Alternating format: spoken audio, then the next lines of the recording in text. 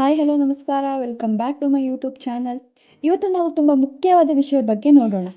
ಎಲ್ಲರ ಕೈಯಲ್ಲಿ ಸದಾಕಾಲ ಇರುವ ಮೊಬೈಲ್ ಫೋನ್ ಬಗ್ಗೆ.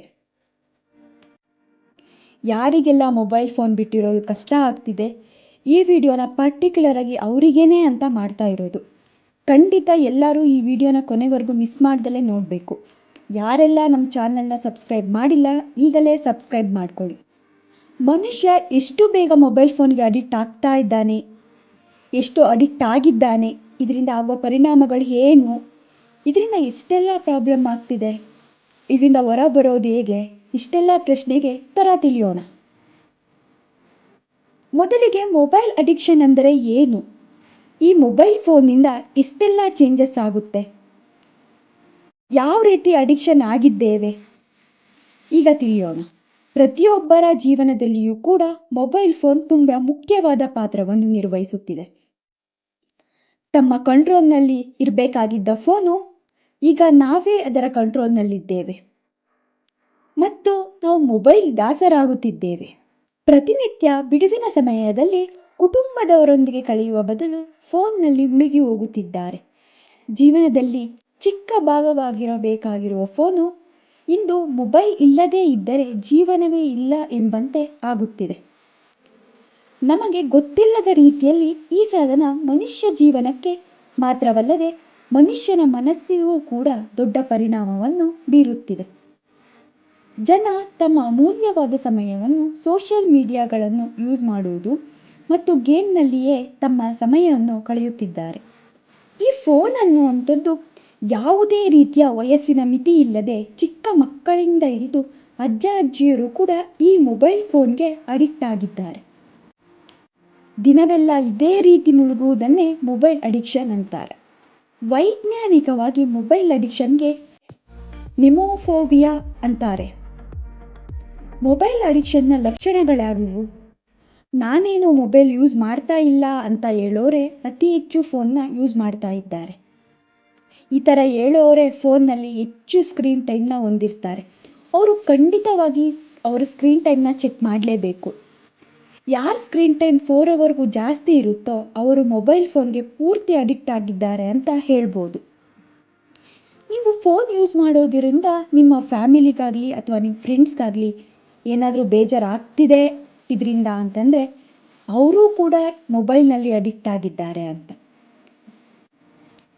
ಯಾವುದೇ ಕೆಲಸದಲ್ಲಿ ಇಂಟ್ರೆಸ್ಟ್ ತೋರಿಸ್ದಲೇ ಇರೋದು ಕೂಡ ಒಂದು ರೀತಿಯ ಅಡಿಕ್ಷನ್. ಫೋನ್ ಬಳಕೆಯಿಂದ ನಿಮಗೆ ಯಾವುದೇ ರೀತಿಯ ಅಪಘಾತ ಅಥವಾ ಗಾಯಗಳು ಆಗಿದ್ದರೂ ಕೂಡ ಇದು ಒಂದು ದೊಡ್ಡ ಅಡಿಕ್ಷನ್ ಕೂಡ. ರಸ್ತೆಯಲ್ಲಿ ಹೋಗುವಾಗ ಕೆಲವರು ಫೋನ್ನಲ್ಲಿಯೇ ಮುಳುಗಿ ಹೋಗಿರುತ್ತಾರೆ, ಪ್ರಪಂಚವೇ ಕಾಣದೇ ಇರುವಷ್ಟು. ಹಿಂದೆ ಬಂದು ಯಾವುದೇ ಒಂದು ಗಾಡಿ ಗುದ್ದಿಕೊಂಡು ಹೋದರೂ ಕೂಡ ಅವರಿಗೆ ನಂತರ ತಿಳಿಯುತ್ತದೆ ನಾನು ಫೋನ್ ಯೂಸ್ ಮಾಡ್ತಾ ಇದ್ದೆ ಅಂತ. ಇವರು ಅತಿ ಹೆಚ್ಚು ಫೋನ್ನಲ್ಲಿ ಅಡಿಕ್ಟ್ ಆಗಿರುತ್ತಾರೆ. ಯಾರ ಜೀವನದಲ್ಲಿ ಯಾರು ಬೇಡ ಅಂತ ಒಬ್ಬರೇ ಉಳಿದಿರುತ್ತಾರೆ ಅಂಥವರು ಹೆಚ್ಚು ಮೊಬೈಲ್ ಫೋನ್ಗೆ ಅಡಿಕ್ಟ್ ಆಗಿರುತ್ತಾರೆ. ಯಾರೆಲ್ಲ ಒಬ್ಬರೇ ಮೊಬೈಲ್ ಫೋನ್ ನೋಡುತ್ತಾ ಯಾರೊಂದಿಗೂ ಮಾತನಾಡದೇ ಇರುತ್ತಾರೋ ಅವರು ಎಲ್ಲರಿಂದ ದೂರವಾಗುವ ಚಾನ್ಸಸ್ ಕೂಡ ತುಂಬ ಜಾಸ್ತಿ ಇರುತ್ತೆ. ನೀವು ಕೆಲವೊಬ್ಬರು ನೋಡಿರ್ಬೋದು, ಫೋನ್ ಯೂಸ್ ಮಾಡುವಾಗ ನಾವೆಲ್ಲರೂ ಹೋಗಿ ಡಿಸ್ಟರ್ಬ್ ಮಾಡಿದ್ರೆ ಅವ್ರಿಗೆ ಬೇಗ ಕೋಪ ಬರುತ್ತೆ. ಅವರು ಅತಿ ಹೆಚ್ಚು ಫೋನ್ಗೆ ಅಡಿಕ್ಷನ್ ಆಗಿರ್ತಾರೆ. ಯಾವುದೇ ಒಬ್ಬ ಪರ್ಸನ್ನ ನಾವು ಮಾತಾಡಿಸಿದ್ರೆ ಕೋಪ ಮಾಡ್ಕೊತಿದ್ದಾನೆ ಅಂದರೆ ಅವ್ನು ಫೋನ್ ಯೂಸ್ ಮಾಡೋದ್ರಿಂದ ಆಗಿರ್ಬೋದು ಅಥವಾ ಬೇರೆ ಏನು ಟೆನ್ಷನ್ನಿಂದ ಆಗಿರ್ಬೋದು. ಆದರೆ ಅವ್ನು ಫೋನ್ ಯೂಸ್ ಮಾಡುವಾಗ ಕೋಪ ಮಾಡಿಕೊಂಡ ಅಂತ ಅಂದರೆ ಅದು ಒಂದು ದೊಡ್ಡ ಅಡಿಕ್ಷನ್. ಯಾರೆಲ್ಲ ಮಲಗಿದಾಗ ಪದೇ ಪದೇ ಎದ್ದು ಫೋನ್ ನೋಡ್ತಾರೋ ಅವರು ಕೂಡ ಮೊಬೈಲ್ ಫೋನ್ಗೆ ತುಂಬ ಅಡಿಕ್ಟ್ ಆಗಿರ್ತಾರೆ.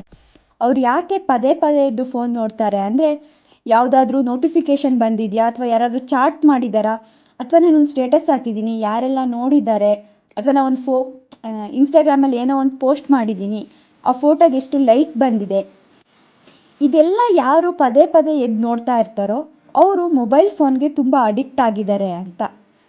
ಇತ್ತೀಚಿನ ಸಮಯದಲ್ಲಿ ಊಟ ಮಾಡುವಾಗ ಕೂಡ ಫೋನ್ ಯೂಸ್ ಮಾಡ್ತಾರೆ. ಯಾವ ಥರ ಆ ಟೈಮಲ್ಲಿ ಫೋನ್ ಯೂಸ್ ಮಾಡ್ತಾರೆ ಅಂದರೆ ಊಟಕ್ಕಿಂತ ಹೆಚ್ಚು ಫೋಕಸ್ ಫೋನ್ ಮೇಲೇ ಇರುತ್ತೆ.